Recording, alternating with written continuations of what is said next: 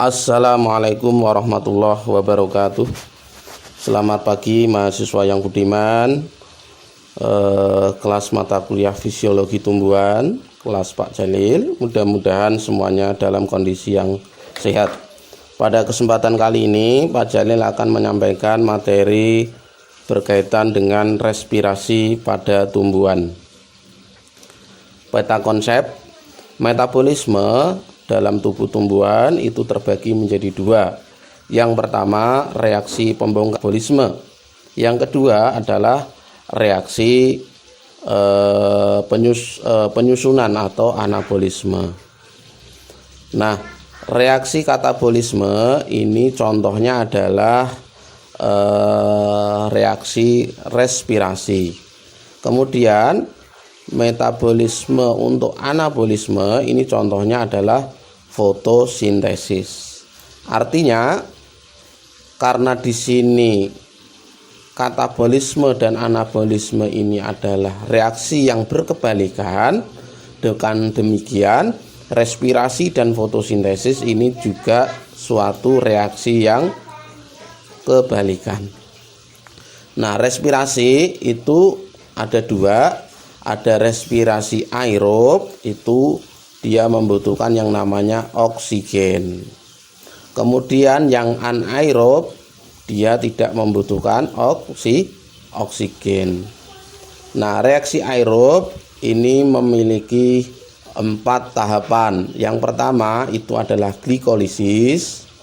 Yang kedua adalah dekarboksilasi oksidatif.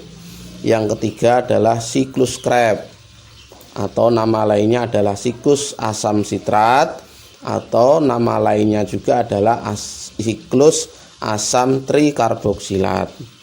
Kemudian yang keempat itu adalah rantai transport elektron. Jadi transport elektron ini merupakan reaksi terakhir dari respirasi sel pada tumbuhan.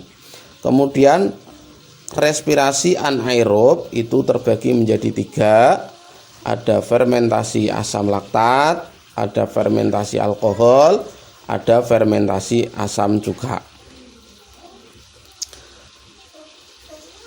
Kemudian mahasiswa, apa toh itu respirasi? Respirasi adalah pembebasan energi yang tersimpan dalam zat sumber energi melalui proses kimia dengan menggunakan oksigen. Jadi nanti di dalam respirasi ada energi yang dihasilkan, ya, dari mana? Dari pemecahan zat sumber energi. Ya, kita tahu zat sumber energi itu contohnya adalah glukosa, contohnya adalah protein atau lemak. Itu adalah salah satu contoh zat sumber energi. Jadi makanan dari hasil fotosintesis itu tidak semua disimpan, tetapi makanan-makanan itu juga digunakan untuk aktivitas metabolisme di dalam tumbuhan. Nah, dalam penggunaan energi itu nanti akan diperlukan yang namanya oksigen, ya. Oke. Manifestasi respirasi pada tumbuhan ini adalah pertama adalah menyusutnya zat organik. Kemudian yang kedua penggunaan O2 atau oksigen dan pengeluaran CO2. Kemudian dalam respirasi itu juga ditimbulkan panas atau energi. Contohnya apa? Misalnya kita menumbuhkan biji di tempat yang gelap. Nah, biasanya biji yang di tempat yang gelap itu kita tumbuhkan, itu akan mengalami proses respirasi yang tinggi, ya, yang dicirikan tadi, ya, menyusutnya zat organik, penggunaan O2 dan lain-lain. Nah, reaksi umum dari respirasi itu adalah C6H12O6 plus 6O2 itu akan menjadi 6CO2 plus 6H2O plus 675 kalori. Nah, sumber energi. Nah, tadi sudah sekilas Pak Jalil bahas sumber energi yang digunakan dalam respirasi itu apa saja. Ini ada karbohidrat, ya, kemudian ada lemak, kemudian ada protein, kemudian ada asam amino dan lain-lain. Kemudian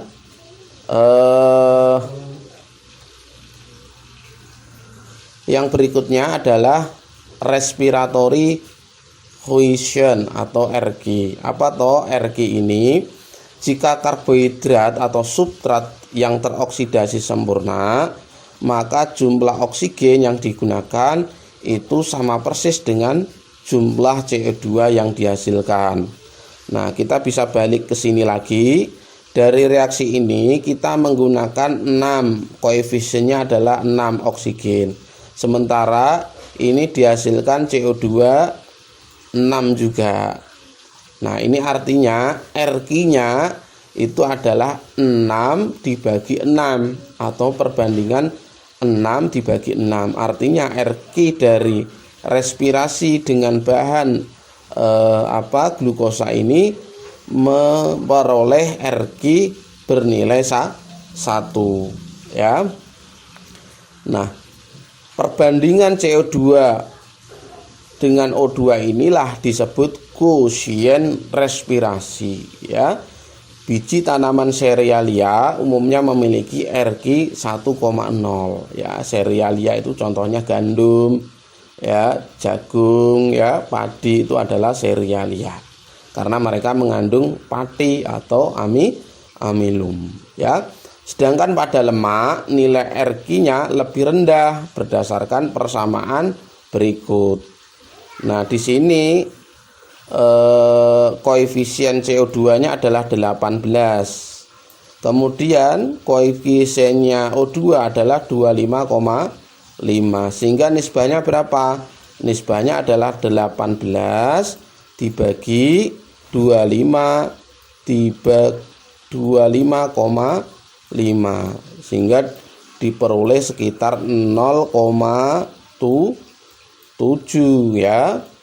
0,7. Artinya apa? Nilai RQ-nya itu lebih rendah. Padahal menurut Lakitan, jika nilai RQ semakin mendekati 1, maka semakin dominan porsi karbohidrat sebagai substrat respirasi. Sehingga dalam respirasi tumbuhan itu nanti substrat yang paling dominan, bahan yang paling dominan yang digunakan adalah glukosa atau karbohidrat. Baik mahasiswa yang budiman, pada tabel ini kita bisa melihat pengukuran kegiatan respirasi pada berbagai macam tumbuhan ya. Ternyata respirasi itu banyak ditemukan pada akar yang muda, kemudian biji yang tumbuh ya, bahkan pada jamur itu juga bisa ditemukan. Nah, aktivitasnya apa? Ketika respirasi itu ada perubahan suhu di sana ya. Kemudian ada kegiatan oksigen yang terambil, kemudian ada CO2 yang terlepas. Ini data-data yang saya ambil dari Kostisev tahun 1927. Nah, faktor-faktor yang mempengaruhi respirasi ada 4 ya mahasiswa. Yang pertama itu adalah ketersediaan substrat. Kemudian yang kedua adalah ketersediaan oksigen. Kemudian yang keempat adalah suhu. Kemudian yang keempat adalah tipe dan umur tumbuhan. Ya, substrat ini sangat berperan penting ya dalam menghadirkan cadangan pati, fruktan, ya. Gula yang rendah akan menunjukkan respirasi laju yang rendah. Jadi ketika gulanya rendah, maka respirasinya akan rendah, ya. Jika terjadi starvasi atau kekurangan bahan makanan, maka protein dapat dioksidasi dan dihidrolisis menjadi asam amino penyusunnya. Jadi kalau tanaman kekurangan gula, maka protein pun akan dihidrolisis, akan dipecah, ya. Kemudian yang kedua adalah ketersediaan oksigen. Ketersediaan oksigen akan mempengaruhi laju respirasi, ya. Nah, mitokondria dapat bekerja normal pada konsentrasi oksigen serendahnya 0,05, ya. Sedangkan yang tersedia di udara adalah sekitar 21%, ya. Kemudian suhu ini juga sangat sangat mempengaruhi proses terjadinya respirasi. Ya, ternyata pada suhu 5 sampai 25 ini respirasi akan meningkat ya sampai pada titik suhu 40. Justru pada suhu 40 itu malah justru dia akan berkurang. Kenapa? Karena enzim ini mengalami proses denaturasi. Ya. Kemudian yang keempat adalah tipe dan umur tumbuhan. Artinya kita tahu ya kalau tumbuhan itu semakin lama ya atau berumur lebih tua, biasanya mereka laju respirasinya juga akan menurun ya. Nah, sebaliknya ya pada tanaman yang mengalami perkecambahan awal ini atau vegetatif awal, mereka memiliki respirasi yang tinggi.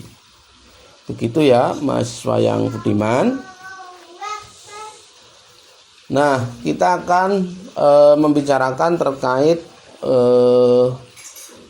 proses respirasi pada tumbuhan. Ya, sebelum kita bahas lebih dalam, kita bisa melihat bagian secara umum ya. Nanti glikolisis itu akan terjadi di sitosom. Ya. Kemudian setelah terjadi glikolisis menghasilkan pirufat. Nah, ini pirufat ini nanti hasil dari glikolisis ini akan dibawa ke mitokondria. Ya, kita tahu yang namanya mitokondria itu adalah organel sel yang menghasilkan ATP. Ya, nanti akan terjadi yang namanya siklus Krebs, kemudian transport elektron yang nanti juga akan menghasilkan sama-sama ATP. Ya. Baik, kita lanjut lagi ya.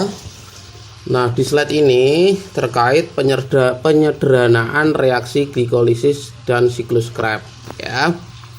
Jadi mahasiswa yang budiman perlu mahasiswa pahami yang namanya reaksi glikolisis tadi, substrat utama itu adalah pati ya. Substrat utama itu adalah pati atau monomernya adalah glukosa dengan 6 atom karbon, istilahnya adalah heksosa itu tadi. Nah, pati nanti dalam siklus glikolisis ini nanti akan diubah menjadi asam pirufat ya. Kemudian asam pirufat ini nanti akan masuk ke tahapan kedua, dekarboksilasi oksidatif, ini akan diubah menjadi asetil-CoA. Ya. Kemudian asetil-CoA ini nanti akan masuk ke siklus Krebs. Nah, ini siklus Krebs ya. Dimana kita tahu asetil-CoA itu kan memiliki 2 atom C ya toh. Nanti akan berikatan dengan asam oksaloasetat yang memiliki 4 atom C, sehingga nanti akan jadi 6 atom C lagi ya. Nah, dari siklus ini ternyata kita bisa lihat ya, yang namanya siklus glikolisis dan Krebs ini ternyata dari asam oksaloasetat ini ya, yang nanti bisa didaur ulang ya, menjadi sebuah siklus yang tidak akan pernah berhenti begitu ya. Dalam siklus Krebs itu dapat juga diubah menjadi berbagai macam protein ya. Ini protein ya, ada asparagin ya, ada asam amino ya. Kemudian ini juga dari protein ini nanti jadi bahan baku asam nukleat. Asam nukleat itu seperti penyusun DNA dan RNA gitu ya. Sementara asam alfa ketoglutarat ini juga akan bisa diubah menjadi protein, kemudian asam amino ya kan, kemudian sebagai bahan baku klorofil ya. Oke, nanti lebih jelasnya kita akan bahas satu-satu dari masing-masing tahapan respirasi sel. Nah, yang pertama ya, tahapan respirasi sel yang pertama itu adalah glikolisis ya, glikolisis. Nah, glikolisis itu apa? Tahapan perubahan glukosa, ini glukosa yang disebut dengan heksosa karena memiliki 6 atom C, ya 6 atom C. Kemudian dipecah menjadi 2 molekul asam pirufat. Ya, jadi nanti hasil dari glikolisis itu adalah 2 asam pirufat atau 3 atom C. Ini terjadi di sitosol. Ya, jadi di sitosol, sitoplasma. Kemudian menurut Lakitan 2012, glikolisis berperan satu untuk mereduksi 2 molekul NADH plus, ya NAD plus menjadi NADH, ya. Jadi NAD itu semacam kofaktor, ya, nanti kofaktor yang akan membawa yang namanya elektron itu nanti menjadi NADH. Kemudian yang kedua itu merombak molekul heksosa dan dihasilkan 2 ATP. Ya, jadi selain dihasilkan NADH, di dalam glikolisis akan dihasilkan 2 ATP. Ya. Nah, ATP ini sebagai sumber energi sekaligus sebagai pengoperan fosfat. Ya. Yang ketiga, dihasilkan senyawa-senyawa antara yang dapat menjadi bahan baku sintesis berbagai senyawa dalam tumbuhan. Pada slide ini Pak Jalil akan jelaskan tahapan-tahapan dari siklus glikolisis. Ya. Dari tahapan glikolisis ini kita harus paham, yang pertama adalah molekul yang bereaksi. Terus yang kedua, tentunya dalam reaksi kimia itu dibutuhkan yang namanya enzim. Jadi yang warna-warna merah ini adalah enzim-enzim yang membantu atau mengkatalisis proses glikolisis, ya. Enzim ini kan bisa mempercepat reaksi. Nah, reaksi yang pertama itu adalah glukosa. Ini akan diubah menjadi glukosa 6-fosfat, ya. Nah, reaksinya ini namanya fosforilasi, ya. Kenapa? Karena ada pemindahan, ya, gugus fosfat pada ATP pada molekul glukosa pada nomor karbon nomor 6, sehingga namanya glukosa 6-fosfat. Nah, karena ATP ini tadi pindah satu, maka menjadi ADP, ya.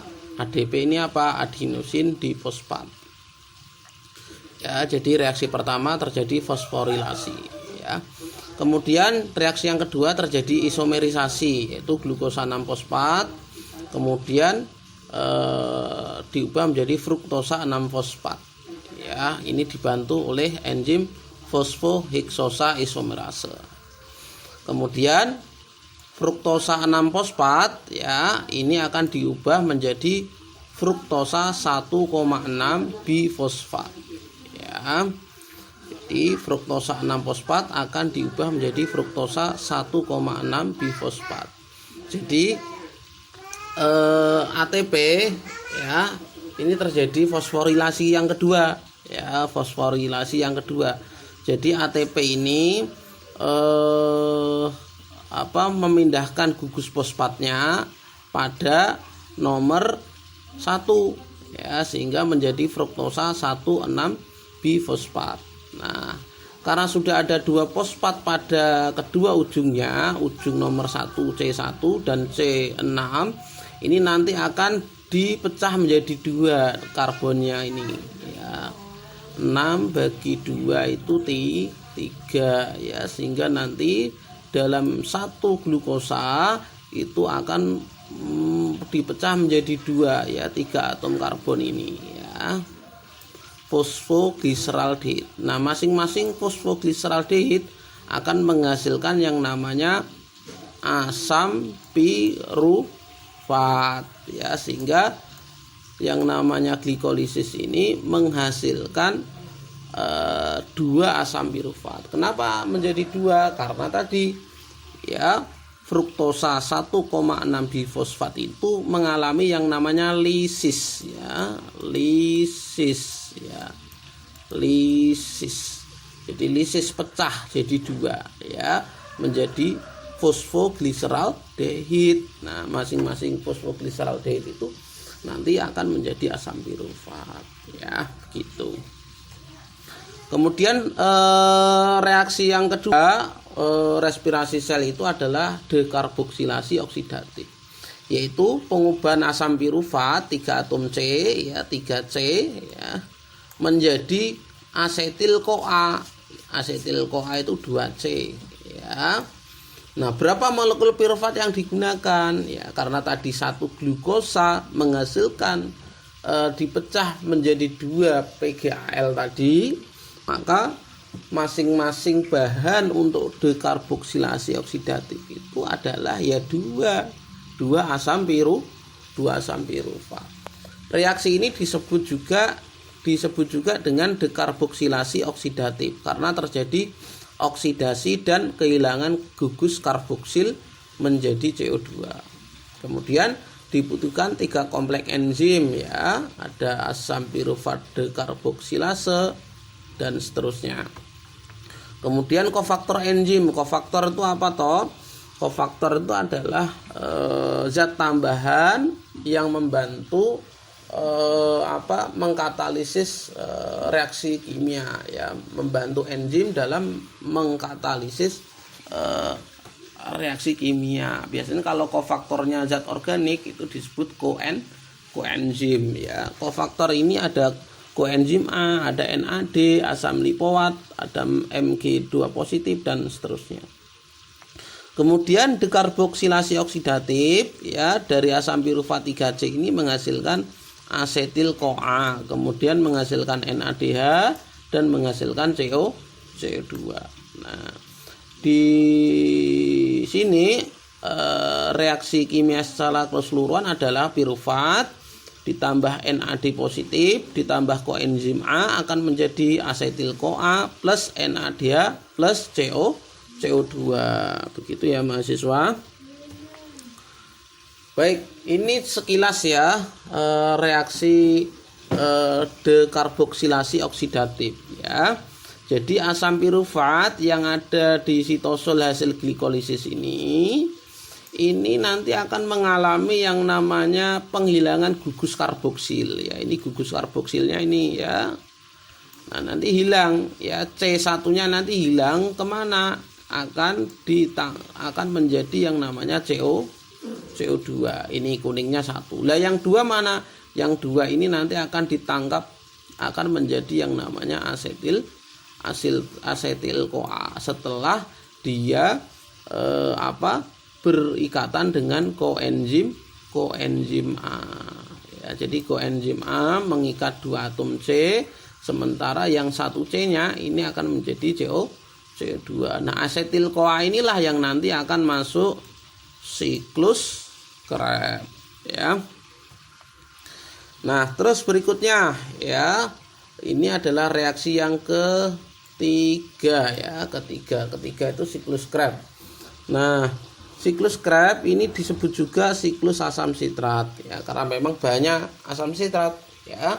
Juga disebut asam trikarboksilat karena asam sitratnya memiliki 3 gugus karboksil ya. Nah, fungsinya 1 itu adalah mereduksi NAD positif dan FAD menjadi NADH dan FADH yang kemudian dioksidasi untuk menghasilkan ATP. Yang kedua, sintesis ATP secara langsung, yakni 1 molekul ATP untuk setiap molekul pirufat yang dioksidasi. Kemudian siklus Krebs ini terjadi di matriks mitokondria, sehingga mitokondria bagian dalam ya. Kemudian hasilnya apa? 1 molekul ATP ya. Nah, 1 kali 2 kali 1 sama dengan 2 ATP. Nah, 1 kali 2 ini dari mana? 2 ini dari tadi 1 glukosa akan dipecah menjadi 2 PgAl fosfoglyceraldehid. Nah, fosfoglyceraldehid masing-masing akan menghasilkan asam pirufat sehingga dihasilkan 2, sehingga dikalikan 2 ya, sehingga 2 ATP. 1 molekul FADH ya, 1 dikali 2 ya, tadi karena dipecah menjadi 2 molekul dikali 2 ini dari mana? Nah, ternyata FADH ini kalau dikonversi menjadi ATP itu setara dengan 2 ATP. Maka 1 kali 2 kali 2 yaitu 4 ATP. Kemudian 3 molekul NADH dia akan menghasilkan 3, maka di sini 3 ya. Nah 3 kali 2 kali 3 ya, 3 ini dari sini. Kemudian 2 dari mana? Tadi satu glukosa itu akan dipecah menjadi 2 PgAl yang masing-masing akan menghasilkan 2 molekul asam pirufat. Nah 3 ini dari mana? 3 ini adalah konversi dari 1 NADH ini setara dengan 3 ATP ya, ingat-ingat ya, sehingga 3 kali 2 kali 3 yaitu 18 ya. Sehingga dalam siklus Krebs itu kalau ditotal 2 ditambah 4 itu adalah 6 ditambah 18 yaitu 24 ATP. Oke, berikut ini skema siklus Krebs ya, ada 8. Tadi bahan yang dipakai dalam siklus Krebs itu adalah hasil dari dekarboksilasi oksidatif, yaitu asetil CoA yang memiliki 2 atom. 2 atom C ini nanti akan berikatan dengan oksaloasetat ya, oksaloasetat.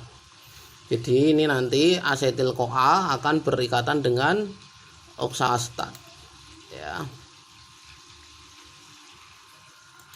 membentuk karena ini 4C ini 2C, maka 2 tambah 4 ini 6. Jadi asam sitrat itu memiliki 6 atom C, dan ini nanti akan dikatalisis oleh enzim sitrat sintase ya.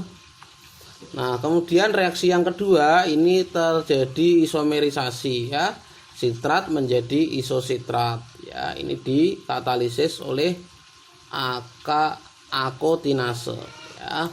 Kemudian yang ketiga ini terjadi proses oksidasi, sehingga kalau ada NAD menjadi NADH dia tereduksi karena penambahan atom hidrogen, itu namanya proses oksidasi ya, dan ini dikatalisis oleh enzim isositrat dehidrogenase ya. Kemudian yang keempat ini, nah yang keempat ini adalah terjadi proses oksidasi kedua. Ini ada NAD positif lagi masuk ya, dia akan mengoksidasi sehingga NADH ini akan tereduksi, akan terjadi penambahan atom hidrogen dari alfa ketoglutarat ini ya. Kemudian yang kelima ya, suksinil CoA pada tahap diubah menjadi suksinat 4C ya. Jadi suksinat itu 4C. Kemudian dari suksinat ini akan diubah menjadi fumarat. Fumarat ini juga 4C. Nah, fumarat ini akan jadi malat 4C juga ya. Kemudian malat akan diubah menjadi oksaloasetat. Nah, dari malat jadi oksaloasetat ini kemudian akan terjadi regenerasi 4C yang terjadi karena pengubahan malat menjadi enzim malat dehidrogenase.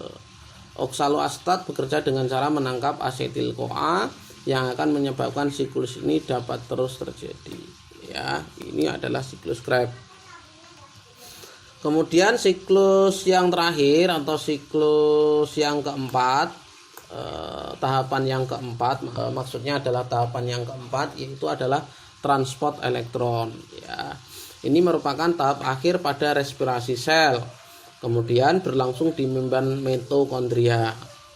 Kemudian proses ini berakhir setelah elektron bersama H positif bereaksi yang berfungsi sebagai akseptor terakhir membentuk air. Jadi oksigen nanti dia sebagai penerima elektron ya, membentuk air. Jadi ini air ya, terakhir ini terbentuk air. Nah, ini adalah NADH plus H positif ini yang dihasilkan dalam siklus Krebs ini nanti akan bermanfaat sebagai pembawa elektron ya, yang mana tahap awal ini terjadi proses oksidasi ya, dan elektron berenergi tinggi yang berasal dari reaksi oksigen ini ditransfer ke koenzim Q ya, koenzim Q.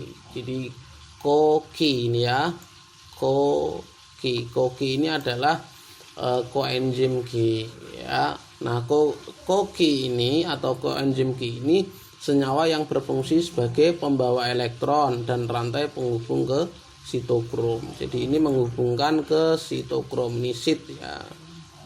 Nah, dari sitokrom ini akan pindah sitokrom B, pindah ke sitokrom C, kemudian yang nantinya akan menghasilkan yang namanya H2O ya.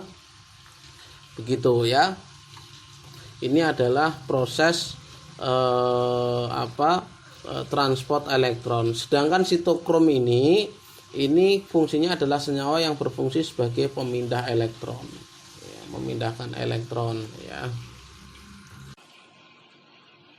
Baik, untuk produk ATP bersih hasil respirasi ini ada dua pendapat ya. Jadi ada dua madhab, ada madhab 38, ada madhab 36 begitu ya. Nah, ini lalu mana yang benar? Ya, dua-duanya benar.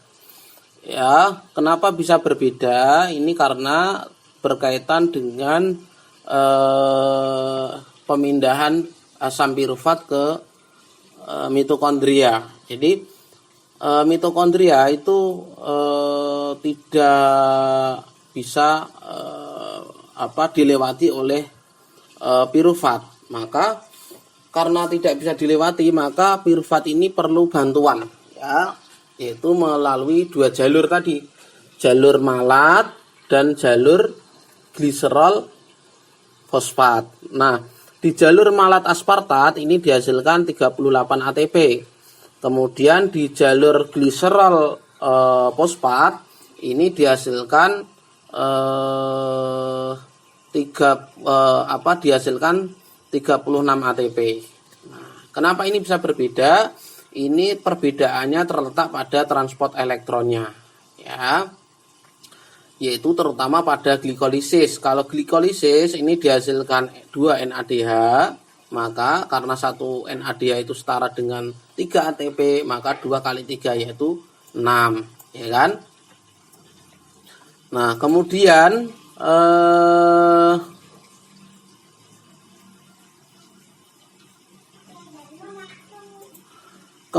untuk transport elektron pada glikolisis ini tidak dihasilkan NADH tapi dihasilkan FADH. Nah, FADH tadi setara dengan 2 ATP, maka 2 kali 2 yaitu 4 ya. Disinilah maka jumlahnya ini berbeda ya, yang 138, yang 136 ya. Nah, ini menurut Strayer ini tahun 1981 ini ya, tadi yang sudah Pak Jalil sampaikan hitung-hitungannya, 1 NADH itu setara dengan 3 molekul ATP, sedangkan FADH ini setara dengan molekul ATP ya, diingat-ingat. Kemudian yang berikutnya adalah fermentasi anaerob ya, fermentasi yang tidak membutuhkan oksigen ya, kecuali untuk fermentasi asam cuka. Nah, untuk fermentasi asam laktat ini biasanya asam kelelahan ya, karena di sini pirufat yang tidak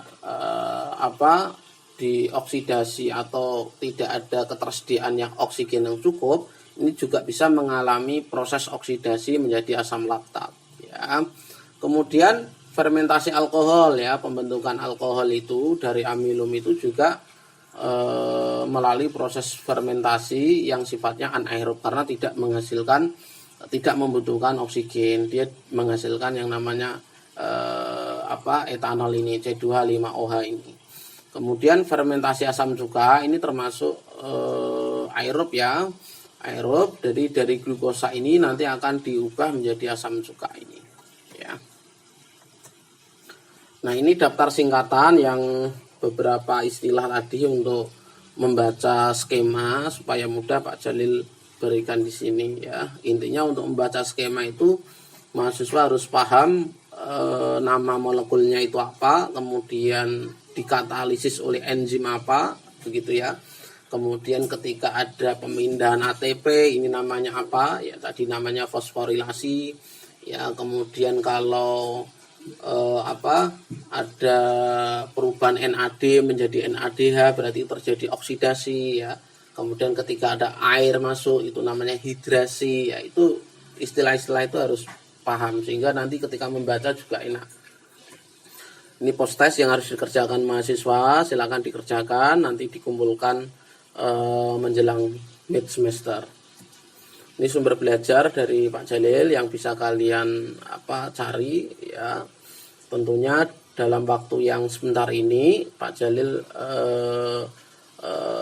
sadar sangat kurang ya, sehingga perlu tambahan dari mahasiswa untuk belajar di sumber yang lain.